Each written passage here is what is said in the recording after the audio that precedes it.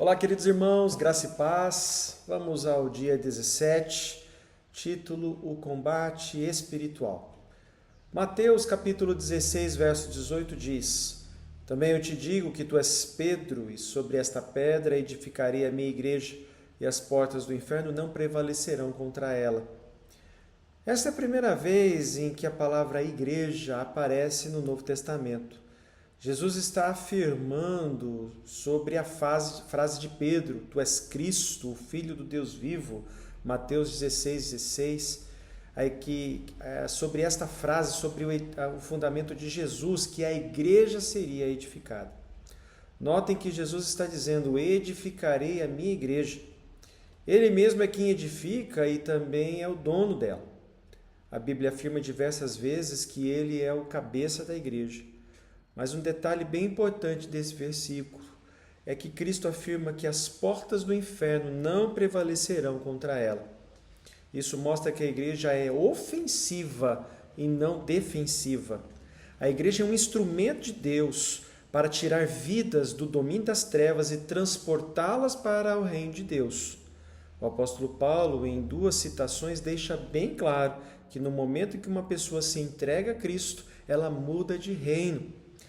A primeira delas é Colossenses capítulo 1, versos 13 e 14, que diz: Pois ele nos resgatou do domínio das trevas e nos transportou para o reino do seu Filho amado, a quem temos a redenção, a saber, o perdão dos pecados. E o segundo texto é Atos capítulo 26, versos 17 e 18, que diz: Eu o livrarei do seu próprio povo e dos gentios, aos quais eu o envio para abrir-lhes os olhos e convertê-los das trevas para a luz, e do poder de Satanás para Deus, a fim de que recebam o perdão dos pecados e herança entre os que são santificados pela fé em mim. Os dois textos deixam bem claro que as vidas sem Cristo fazem parte do domínio das trevas e estão sob o poder de Satanás. Por isso que é uma batalha espiritual. Satanás não quer perder as vidas sob o seu domínio e fará todo o possível para que a mensagem não chegue a elas. E tentará impedir que se convertam e saiam das trevas para a luz. Mas Jesus disse que essas portas infernais não aguentarão o poder da igreja. Todos os cristãos devem ter consciência clara de que são chamados por Deus para tirar vidas do domínio das trevas e trazê-las para o reino da luz. Por isso Satanás também criou suas fortalezas, para tentar impedir que a igreja avance. O apóstolo Paulo fala a respeito dessas fortalezas. Ele diz em 2 Coríntios capítulo 10, versos 3 a 5, o seguinte: Pois embora vivamos como homens, não lutamos segundo os padrões humanos. As armas com as quais lutamos não são humanas, ao contrário, são poderosas em Deus para destruir fortalezas. Destruímos argumentos e toda pretensão que se levanta contra o conhecimento de Deus. Levamos cativo todo pensamento para torná-lo obediente a Cristo. Essas fortalezas são um conjunto de todas as estratégias malignas para impedir que vidas sejam salvas. Se analisarmos bem, são fontes de pecado para escravizar e enganar as pessoas. Serão citados aqui a seguir alguns exemplos em que ocorrem mais claramente em nossas cidades, aos quais nós devemos combatê-las. Veja só. Primeira seriam argumentos filosóficos contrários à palavra de Deus. O segundo deles seriam centros de engano religioso, que inclui diversas religiões, seitas, idolatria, nova era, entre tantas outras. O terceiro seria lugares de imoralidade, como prostíbulos, motéis, centros de pornografia, movimentos de promoção à homossexualidade, entre outros. Em quarto lugar, o entretenimento enganoso na televisão, nas revistas, nos cinemas, nas baladas, nos bares e em outros lugares. Em quinto lugar, esquemas financeiros de ganância, corrupção, desonestidade. Sexto lugar, promoção de vícios como alcoolismo, drogas, tabagismo, compulsividade, jogos, etc. E em sétimo lugar, proliferação da violência física, verbal, emocional e etc. Poderia ser citado aqui outros, o que a Bíblia chama de esquema desse mundo, conforme Romanos capítulo 12, verso 2.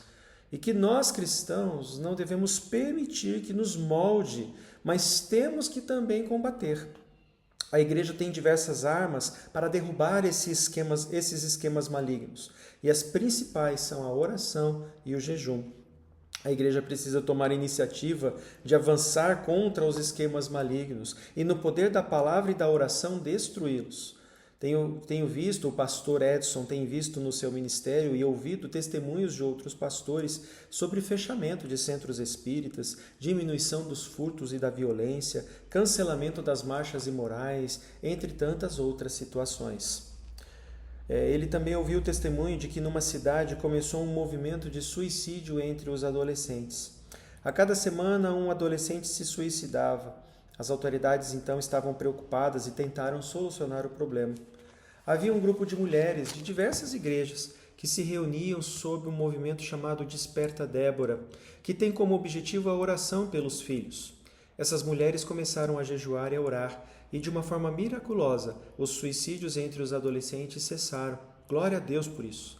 Esse é um exemplo de como a igreja combate os esquemas malignos. A consequência é a salvação de muitas vidas.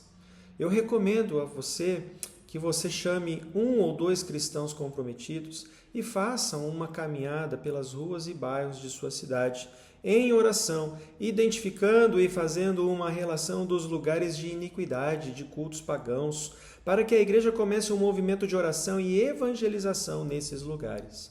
É importante identificar as fortalezas do inimigo em nossas cidades e começarmos a combater através do jejum e da oração. Não se esqueça de que as nossas armas não são humanas, elas são espirituais. Há alguns que querem eliminar o mal por meio da força humana, mas não é assim que funciona. É no jejum, oração e a evangelização que diminuiremos os esquemas malignos para a glória de Deus. Motivos de oração, agora por você, motivos de oração individuais.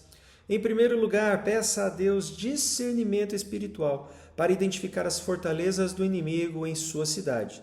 Em segundo lugar, peça a Deus que reúna outros cristãos com você para começar movimentos de jejum e oração para combater fortalezas. Em terceiro lugar, peça a Deus sabedoria em como orar, jejuar e evangelizar em sua cidade. Agora, motivos de orações de intercessão pelos outros. Em primeiro lugar, ore pelas igrejas de sua cidade, para que tenham consciência da batalha espiritual.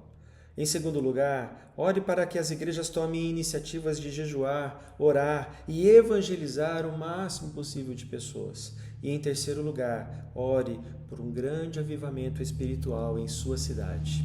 E o versículo para memorizar, Mateus capítulo 5, versos 35 e 36, que diz: Jesus percorria todas as cidades e povoados, ensinando nas sinagogas, pregando o evangelho do reino e curando todo tipo de doenças e enfermidades. Ao ver as multidões, teve compaixão delas, porque estavam aflitas e desamparadas, como ovelhas sem pastor.